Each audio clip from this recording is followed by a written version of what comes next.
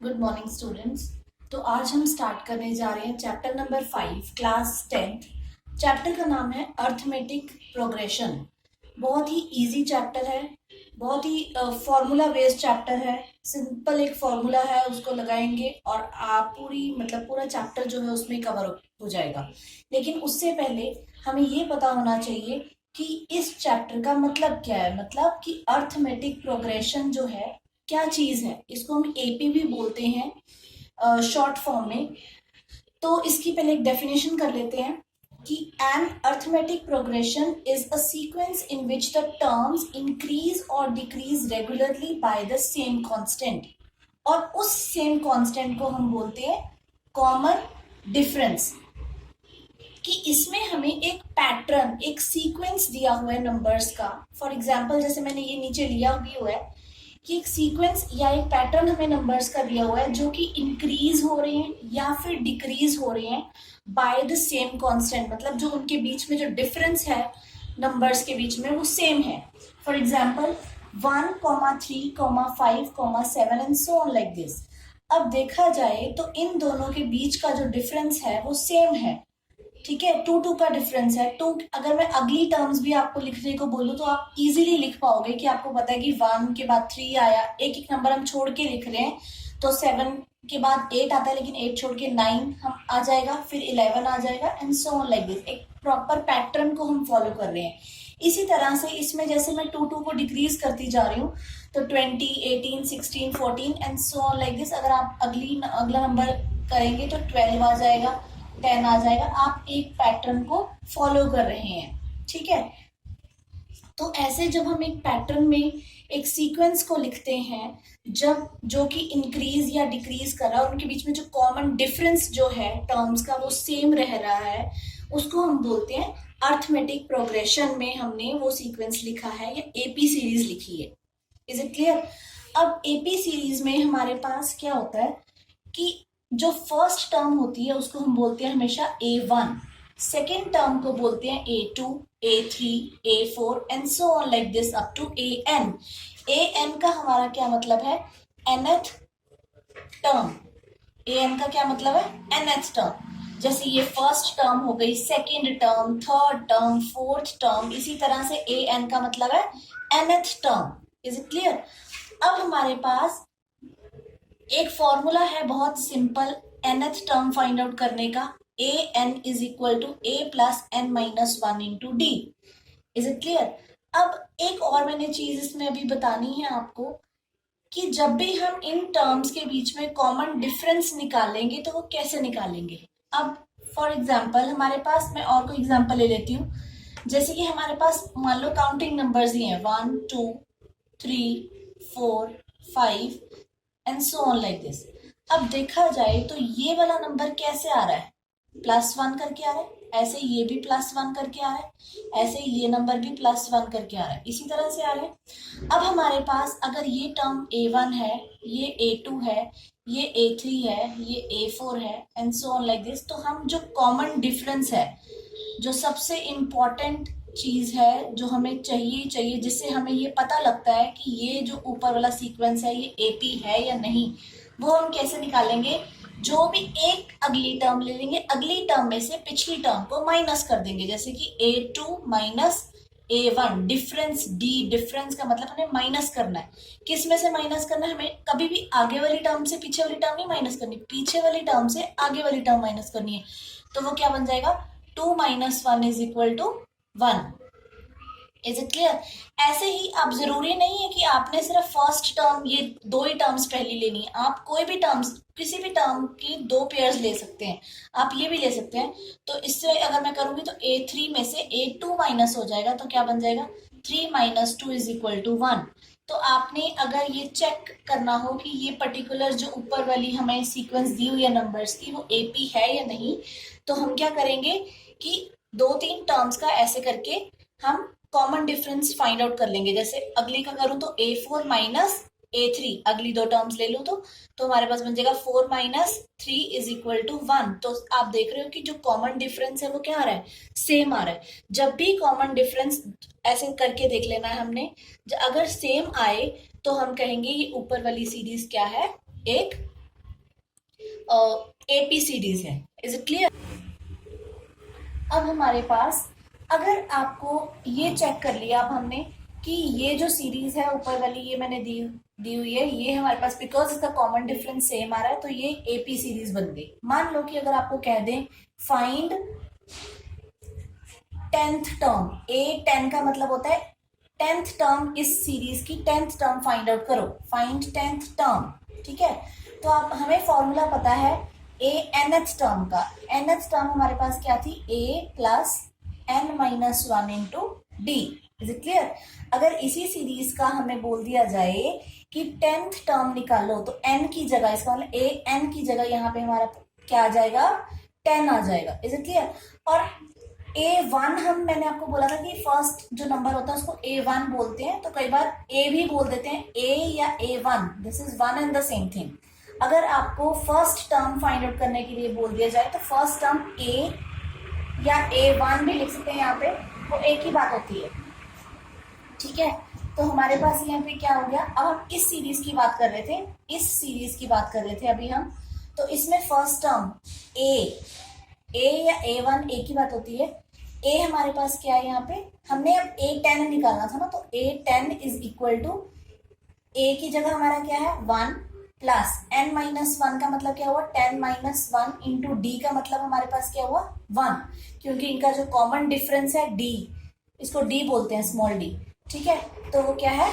1 है। तो हमारे पास क्या बन गया? A10 is equal to 1 plus 9 into 1, तो हमारे पास क्या बन जाता है? ये 1 प्लस 9 इज इक्वल टू 10। इसका मतलब जो इस सीरीज की 10th टर्म होगी वो क्या होगी? 10 होगी। Is it clear? तो इस तरह से आप कोई भी नंबर, मतलब कोई भी टर्म, किसी ना टर्म का भी नंबर, जैसे 5th टर्म निकालनी है, 6th निकालनी है या nth टर्म निकालनी है, कोई भी टर्म निकालनी है, तो आप इस फॉर्मूले से निकाल सकते हैं। Very very important formula of this chapter. अब ये हमारे पास था general formula to find out the nth term. एक मैं आपको और चीज बताना चाह रही हूँ इसमें अभी। अगर हमारे पास जैसे फर्स्ट टर्म हम निकाल रहे थे A1, तो वो क्या निकलती है? A प्लस 1 माइनस 1, क्योंकि मैंने n की जगह 1 पुट कर दिया, इंटू डी। ठीक है, तो ये तो जीरो ही हो गया, 1 माइनस 1 0, 0 के साथ डी मल्टीप्लाई होकर जीरो हो जाए। A1, जब मैंने आपको बोला था कि A1 और A is one and the same thing, तो वो ऐसे आया। ठीक है, सेकेंड टर्म हमारे पास क्या आई? A2, अगर मैं n की जगह 2 पुट कर दूं तो A plus 2 minus 1 into D, तो वो क्या बन जाएगी? A plus D. Is it clear? A plus 1 into D का मतलब हुआ D, 1 into D is D। A3 is equal to A plus 3 minus 1 into D, तो वो क्या बना? A plus 2D।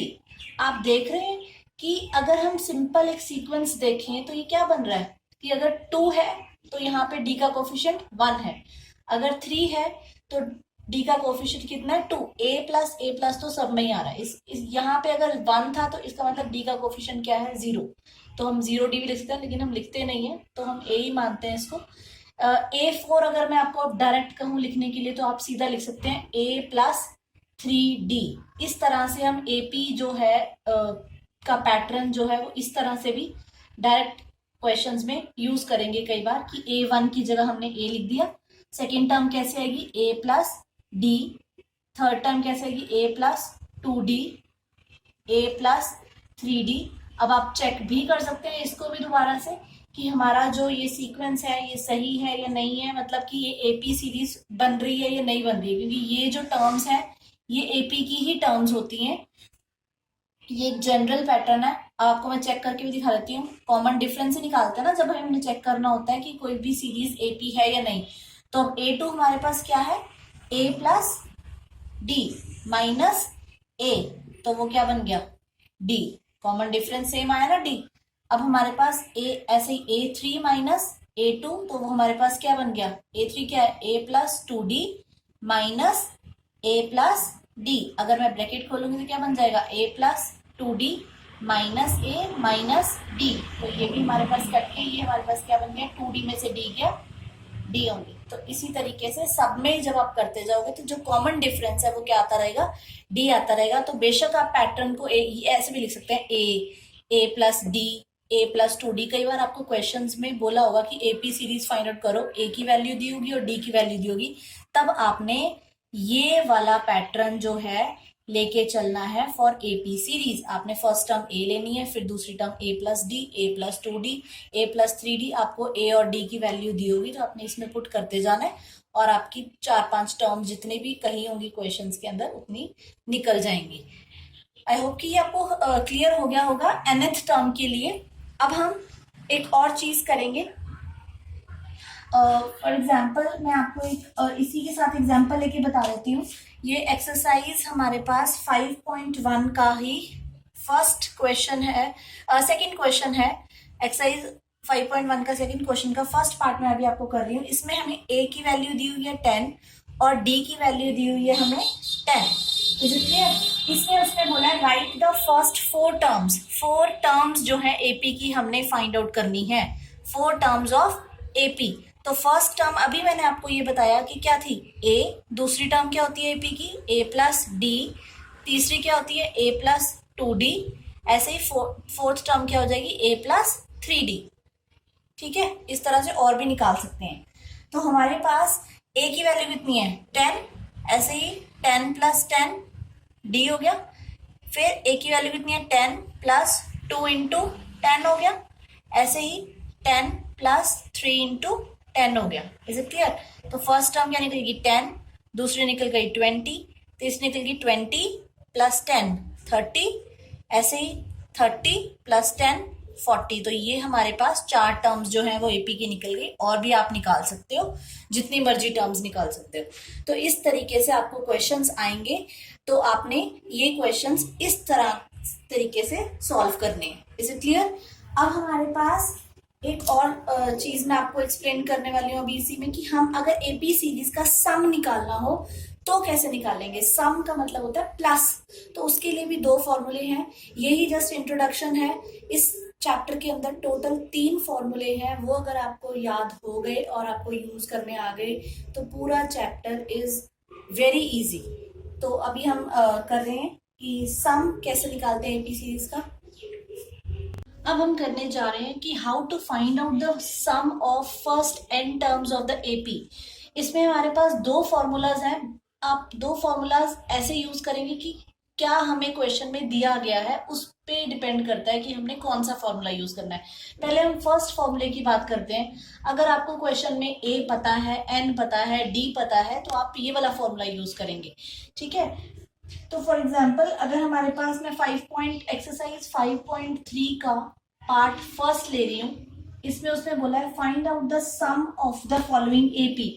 तो हमारे पास एक पैटर्न दिया हुआ, उन्होंने एपी सीरीज ऑलरेडी बताई गई है कि ये एपी सीरीज है।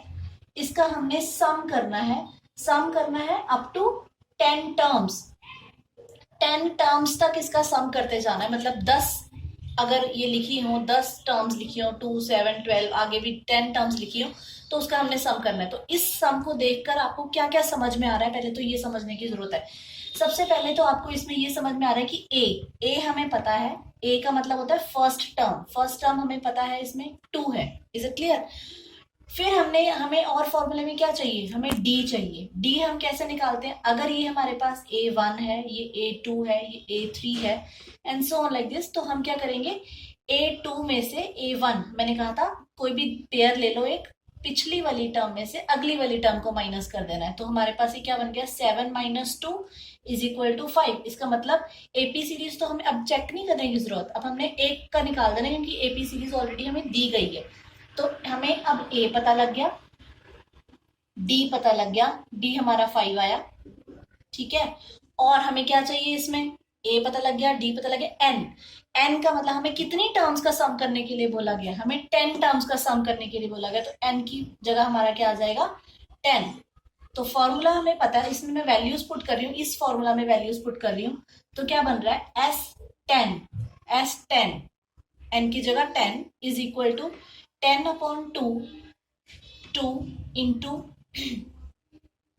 2, ए की जगह 2 प्लस एन की जगह 10 -1 × डी की जगह 5। तो ये हमारे पास क्या बन गया, 5 इन द ब्रैकेट 4 + 9 × 5 तो आप ये सॉल्व कर देंगे सिंपली। ये बन जाएगा 4 plus 45, this is equal to 5 into 49 and this comes out to be 245। तो इस तरीके से आप सम निकाल सकते हैं किसी भी, कितने भी नंबर ऑफ टर्म्स हो, आपने एन की जगह वो पुट कर देना है, ए आपको पता है, डी आपको पता है, और आपने जस्ट सम निकाल देना है।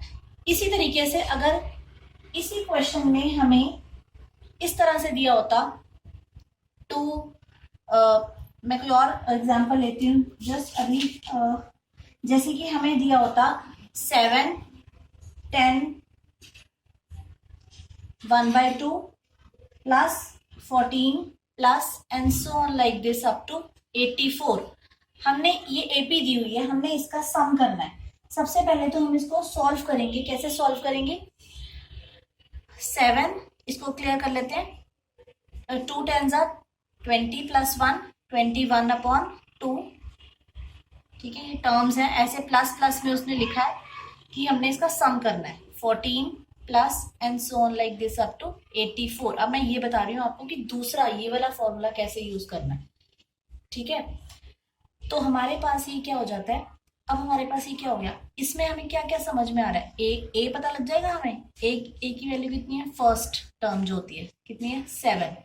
डी कैसे पता चलेगा, अगर ये A1 है, ये A2 है, ये A3 है, तो हमारा डी कैसे निकलेगा कि डी है A2 माइनस A1, तो it comes out to be 21/2 minus 7।